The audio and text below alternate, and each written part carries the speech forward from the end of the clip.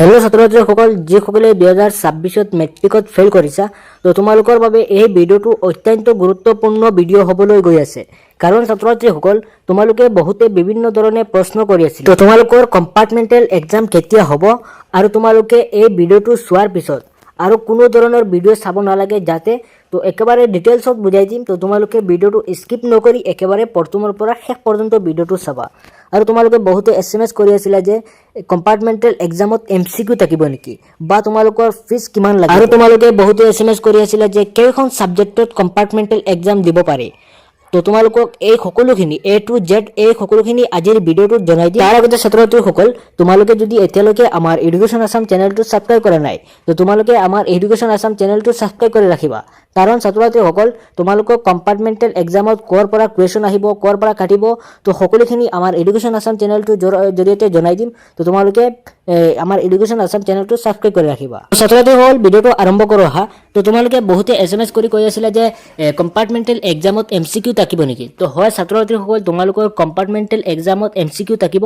মেট্ৰিকৰ নিচিনা তোমালোকৰ MCQ থাকিব আৰু ফুল চিলেবাছ থাকিব তোমালোকৰ কম্পাৰ্টমেণ্টেল। আৰু বহুতে SMS কৰি কৈ আছিলা যে MIL আৰু ইলেক্টিভ এই দুটা ছাবজেক্টত কম্পাৰ্টমেণ্টেল এক্সাম দিব পাৰিনে। তো ছাত্ৰ-ছাত্ৰীসকল, তোমালোকৰ MIL আৰু ইলেক্টিভ বুলি কোনো কথা নাই। তোমালোকে 6খনৰ ভিতৰত যিখনত ফেইল কৰিছা, তো তোমালোকে কম্পাৰ্টমেণ্টেল এক্সাম দিব পাৰিবা। আৰু তোমালোকে বহুতে SMS কৰি কৈ আছিলে যে কেইখনত কম্পাৰ্টমেণ্টেল এক্সাম দিব পাৰি। তো ছাত্ৰ-ছাত্ৰীসকল, তোমালোকে কম্পাৰ্টমেণ্টেল এক্সাম 3খনত দিব পাৰিবা। আৰু তোমালোকে 3খনৰ ওপৰত যদি ফেইল কৰা, তেনেহ'লে তোমালোকে কম্পাৰ্টমেণ্টেল এক্সাম দিব নোৱাৰিবা। আৰু যদি তোমালোকৰ মাৰ্কছ 170ৰ ওপৰত থাকে, তেনেহ'লে তোমালোকে কম্পাৰ্টমেণ্টেল এক্সাম দিব পাৰিবা। আৰু যদি 170ৰ তলত থাকে, তেনেহ'লে তোমালোকে কম্পাৰ্টমেণ্টেল এক্সাম দিব নোৱাৰিবা। তোমালোকে বহুতে জানিব বিচাৰা যে কম্পাৰ্টমেণ্টেল এক্সামৰ ফিজ কিমান। তো ছাত্ৰ-ছাত্ৰীসকল, তোমালোকৰ এখন ছাবজেক্টত 500 টকাকৈ দিব লাগিব। আৰু যদি 2খন ছাবজেক্টত ফেইল কৰা, তেনেহ'লে 1000 টকা দিব লাগিব। আৰু যদি 3খন ছাবজেক্টত ফেইল কৰা, তেনেহ'লে তোমালোকে 1500 টকা দিব লাগিব।